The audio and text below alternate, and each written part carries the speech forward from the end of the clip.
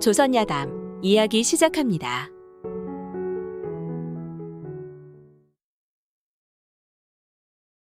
옛날 어느 고을에 담장을 맞대고 이웃으로 살고 있는 과부와 호랍이 이야기입니다. 과부는 19의 남편을 잃고 이때까지 수절하며 살고 있었죠. 호랍이와 과부는 담장을 맞대고 살고 있었기에 호랍이는 가끔씩 예산일로 말을 걸곤 했지만 늘 싸늘하게 건너다 보던 과부였습니다. 그러던 어느 날, 추운 동짓날 저녁이었습니다. 별일인지 과부가 손수 팥죽을 끓여서는 호랍이를 찾아온 것입니다. 어려운 부탁이 있어 왔습니다. 저녁밥을 차리려 부엌으로 들어가던 호랍이는 머쓱히 과부를 쳐다보았습니다. 무슨 일이시오? 친정에 대사가 있어 며칠 집을 비우게 됐습니다. 그동안 우리 집을 좀 봐주실 수 있겠습니까? 집을 봐달라고요? 끼니 앉힐 것은 없어도 도둑 맞을 것은 있더라고. 변변찮은 살림이지만 집을 비우자니 마음이 안 놓입니다. 과부의 부탁에 호랍이는 내심 기뻤습니다.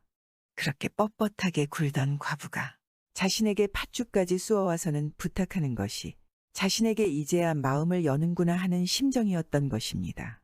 잘 보아드리겠습니다. 안심하고 다녀오시오. 고맙습니다.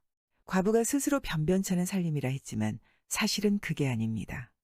호랍이는 이가 서말이고 과부는 은이 서말이라 하듯이 이 여자는 과부가 되고 나서도 논밭을 계속 늘려 동네에서 첫째, 둘째를 다투는 부자였습니다.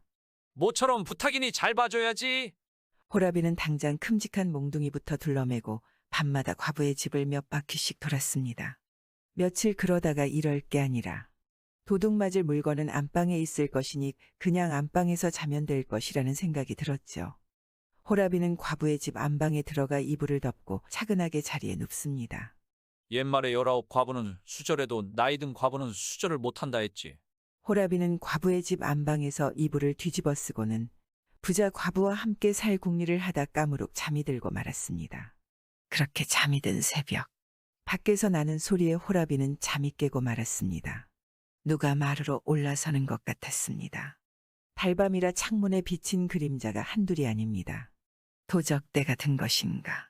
과부의 재산을 노리고 온 놈들이 틀림없어. 아이고, 나는 죽었다 하며 떨고 있는데 녀석들이 방문을 열고 들어옵니다. 호랍이는 이불을 훌렁 뒤집어 쓰고 죽은 듯이 숨을 죽이고 있었습니다. 잘못하다가는 저 녀석들 몽둥이에 골통이 으깨지고 온몸이 으스러지고 말 것 같아 겁이 나 몸은 굳어지고 숨조차 제대로 쉴 수 없는 지경이었습니다. 호랍이는 도둑질을 해가든 집을 떼매가든 자기 목숨부터 살고 보자고 이불 속에서 몸뚱이를 달팽이처럼 웅크리고 누워있는데 도적들이 장롱부터 뒤질 줄 알았더니 그게 아니었지요. 녀석들이 뭐라 한참 속닥이더니 엉뚱하게도 호랍이 몸뚱이를 이불로 둘둘 말아서 무슨 자루 속에 집어넣는 것입니다. 하지만 호랍이는 몸뚱이가 고드름처럼 꽁꽁 얼어붙어 몸을 제대로 놀릴 수도 소리를 지를 수도 없었습니다. 도둑놈들이 자루를 둘러매고 방을 나갑니다. 바람같이 동네를 빠져나가 어디론가 정신없이 내달리는 것 같습니다. 호랍이는 그제야 이 녀석들이 무슨 짓을 하고 있는지 짐작이 갔습니다. 허허, 이제 알겠다. 세상에 이런 일도 있단 말인가? 자기가 그 집 과부인 줄 알고 보쌈을 해가는 것입니다.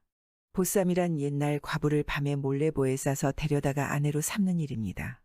그래도 호랍이는 소리를 지를 수가 없었습니다. 자신을 가뿐히 들쳐매고 가는 것이 힘도 상당히 센 놈들 같은데 요놈들이 낭패한 분풀이로 자신을 가만두지 않을 것 같기 때문이었습니다. 나중에야 삼수갑산을 갈망정 일이 되어가는 대로 두고 볼 수밖에 없습니다. 힘이 센 장정들 발걸음이 한껏 조심스러워지는 게 자기 동네로 들어가는 것 같습니다. 이내 대문 여닫는 소리가 나고 방문 여닫는 소리가 납니다. 장정들이 어둠 속에서 자루를 방에다 조심스럽게 내리더니 방을 나갑니다. 곧바로 다른 사람들이 들어오는 것 같습니다. 호랍이는 숨을 죽이고 있는데 목소리가 들립니다. 너무 갑작스러운 일을 당하셔서 많이 놀라셨을 것이다. 오늘 저녁에는 내가 이 방에서 함께 자거라. 예, 오라버니 걱정하지 마십시오. 그런데 예 하고 대답하는 목소리는 뜻밖에도 젊은 여자 목소리인 것입니다.